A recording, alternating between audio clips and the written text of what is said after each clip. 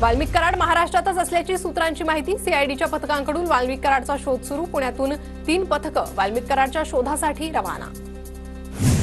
बीडमधील संतोष देशमुख हत्या प्रकरणाला 22 दिवस पूर्ण। आतापर्यंत फक्त 4 आरोपी अटकेत। 3 फरार आरोपींना पकडण्यात पोलिसांना अजूनही अपयश, तर 150 पोलीस अधिकारी आणि कर्मचारी शोध घेत आहेत।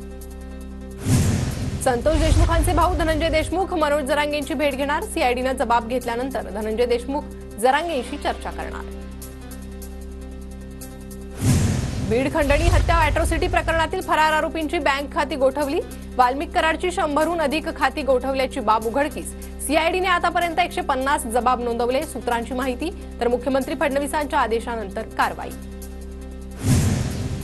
पोलिसांसमोर शरण जायचं की नाही यावरून आका आणि त्यांच्या आकामध्ये मतभेद सुरू। आमदार सुरेश धस यांचा आरोप।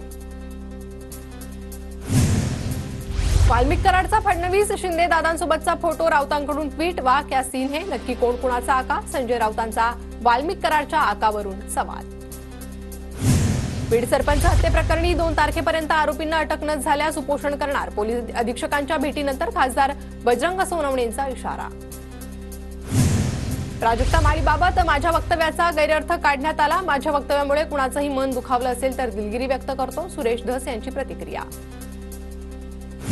शरद पवार गटाची 8 आणि 9 जानेवारीला महत्त्वाची बैठक। नव्या प्रदेशाध्यक्षासह पक्षाच्या पुढील वाटचालीबाबत बैठकीत निर्णय होण्याची शक्यता।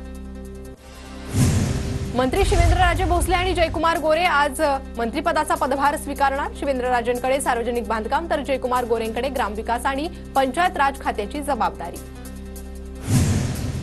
माजी राष्ट्रपती रामनाथ कोविंद आज नाशिकच्या दौऱ्यावर त्र्यंबकेश्वर ज्योतिर्लिंगाचं दर्शन घेणार। गोंदिया जिल्ह्यातील सर्व ग्रामपंचायतींचं कामकाज 3 दिवस बंद। सरपंच हत्या प्रकरणाच्या निषेधार्थ 2 जानेवारीपर्यंत कामबंद आंदोलन, सरपंच संघटनेचा निर्णय। पुण्यातील भोरचे आमदार शंकर मांडेकरांचा राजगड तालुका भाजपच्या वतीनं सत्कार। पदाधिकारी आणि कार्यकर्त्यांनी मांडेकरांना पुढील राजकीय वाटचालीसाठी शुभेच्छा दिल्या। पुण्याच्या भोर तालुक्यातील 780 ग्रामपंचायत आणि गावस्तरीय समिती सदस्यांना जलसाक्षरता प्रशिक्षण। पाणीपुरवठा जलजीवन मिशन योजनाबाबत मार्गदर्शन। 17 डिसेंबरला सुरू झालेल्या प्रशिक्षणाची 2 जानेवारीला होणार सांगता।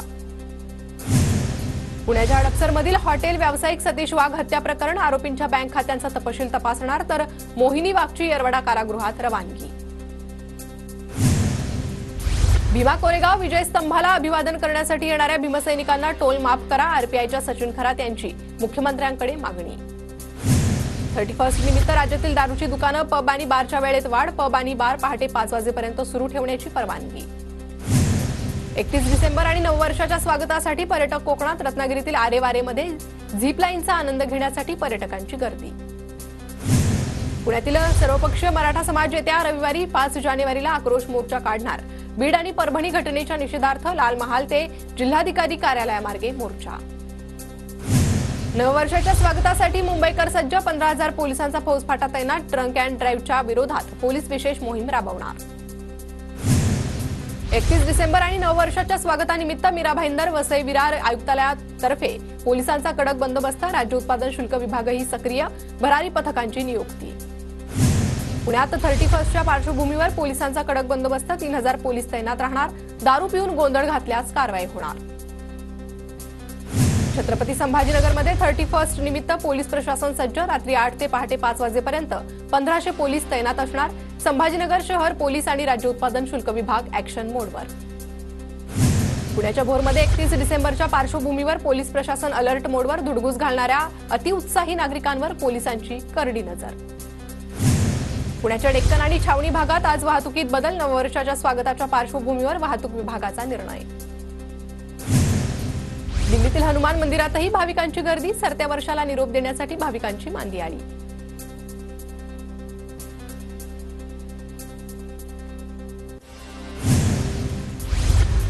गोव्यातील मिरामार बीचवर 31 निमित्त पर्यटकांची मोठी गर्दी। देशभरातील पर्यटक गोवा किनारपट्टीवर दाखल।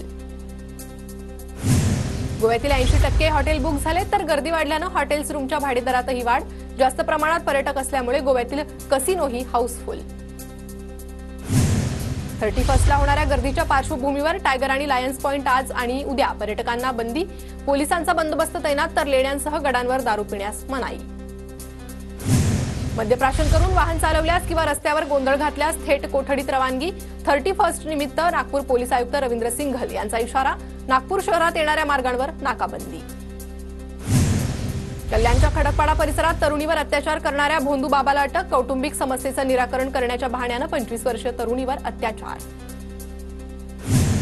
मुंबईमध्ये ई बाईक विरुद्ध वाहतूक विभागाची विशेष मोहीम. 11 दिवसात 672 ई बाईक्स जप्त. खाद्यपदार्थ घरोघरी पोहोचवणारे तरुण भरधाव दुचाकी चालवत असल्याचं निदर्शनास. मुंबईच्या मीरा रोडमध्ये शेअर मार्केटमध्ये 9 कोटींचा फायदा दाखवून व्यावसायिकाची फसवणूक. सायबर चोरट्यांनी 3 कोटी 12 लाख उकळले.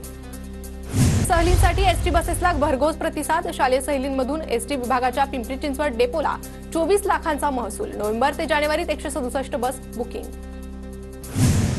पिंपरी चिंचवडमध्ये थकबाकी असलेल्या 128 मालमत्ता सील. महापालिकेच्या कर आकारणी आणि कर संकलन विभागाची कारवाई. कर भरणा करण्याचं पालिकेचं आवाहन. पुण्यातील नारायणगाव बाजार समितीत टोमॅटोच्या दरात घसरण. घसरलेल्या बाजारभावामुळे टोमॅटो उत्पादकांची चिंता वाढली. परभणीत राज्यस्तरीय अण्णाभाऊ साठे विचार साहित्य संमेलन संपन्न. आमदार रत्नाकर गुट्टेंच्या हस्ते साहित्य संमेलनाचं उद्घाटन. कोल्हापूरच्या इचलकरंजीत कोल्हापूर, सातारा, सांगली जिल्ह्यातील कंत्राटी कामगारांचा मेळावा. महापालिका, नगर परिषद, नगरपंचायत कर्मचारी संघटना समन्वय समितीतर्फे मेळाव्याचं आयोजन. साताऱ्याच्या पाटणमधील खळेगावात खासगी जागेत सिमेंट रस्ता बांधल्याचा प्रकार. संबंधित जागा मालकाची सार्वजनिक बांधकाम विभागाकडे तक्रार. पुणे जिल्ह्याच्या शिरूर, आंबेगाव तालुक्यातील अनेक गावांना अवकाळी पावसानं झोडपलं. अचानक आलेल्या पावसामुळे शेतीचं नुकसान. बळीराजा चिंतेत. छत्रपती संभाजीनगर जिल्ह्यात ढगाळ वातावरणामुळे कांदा आणि गहू पीक धोक्यात. कांदा पिकाच्या वाढीवर परिणाम तर शेतकऱ्यांवर पुन्हा एकदा फवारणी करण्याची वेळ. सोलापूरच्या पंढरपुरात ड्रेनेजचं पाणी यमाई तलावात मिसळत असल्यानं माशांसह पक्ष्यांच्या जीवाला धोका. प्रशासनानं तलाव त्वरित दुरुस्त करावा, अन्यथा तीव्र आंदोलन करणार. पक्षीप्रेमींचा इशारा.